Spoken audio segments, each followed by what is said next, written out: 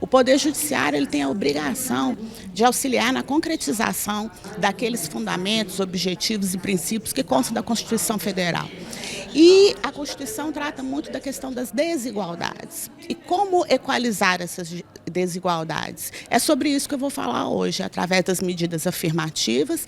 Vou falar sobre as cotas raciais, sobre as comissões de heteroidentificação e vou trazer a história de uma juíza que eu gosto muito dela, que é uma juíza negra e que tem uma trajetória muito bonita e que demonstra a necessidade dessas medidas. Doutora Natália, interseccionalidade e julgamento com perspectiva de gênero. Conta pra gente um pouquinho sobre a sua fala aqui hoje no seminário.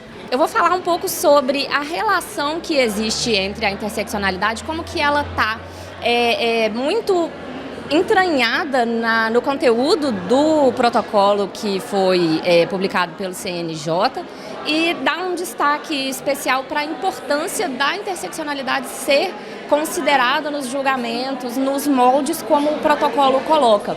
E aí eu ainda vou fazer umas pequenas críticas que eu tenho ao protocolo, num sentido bastante construtivo, e procurar chamar a atenção para esses fatores que são importantes e que acabaram ficando desconsiderados dentro do texto. Vereadora, etarismo e velhofobia. Fala pra gente um pouco sobre o seu tema aqui hoje.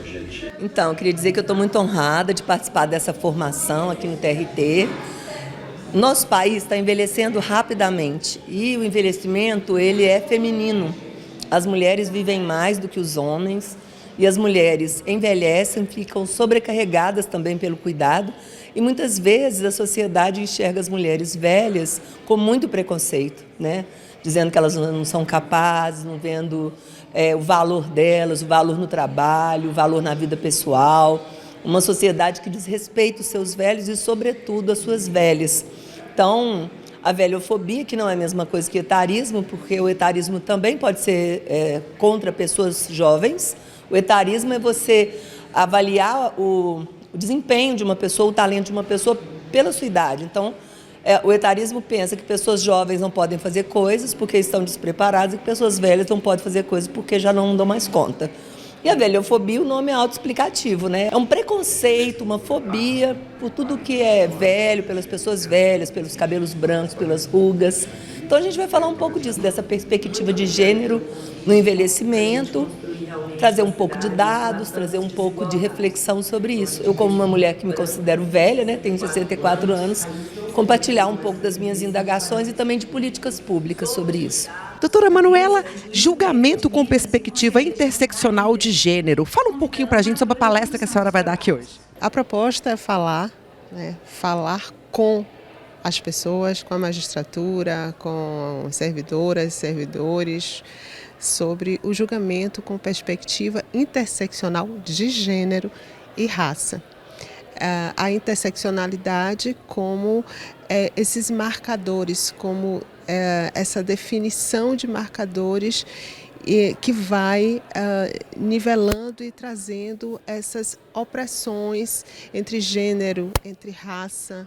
Também a gente pode falar de interseccionalidade quando a gente fala em pessoas com deficiências, pessoas LGBTs. Então, assim, são intercruzamentos, como já foi dito aqui, e que vão definindo esses marcadores e não há uma hierarquia de opressões, mas há um entrecruzamento e esse entrecruzamento ele é definidor dessas desigualdades, dessas discriminações que essas pessoas, no caso, sobre o meu tema, mulheres negras, passam com relação à sua condição de gênero e raça. Então, diante desse quadro de desigualdades que ainda atinge a maioria de mulheres negras em razão do seu gênero e raça, a proposta de um julgamento, de um protocolo para julgamento com perspectiva interseccional de gênero e raça, é guiar a magistratura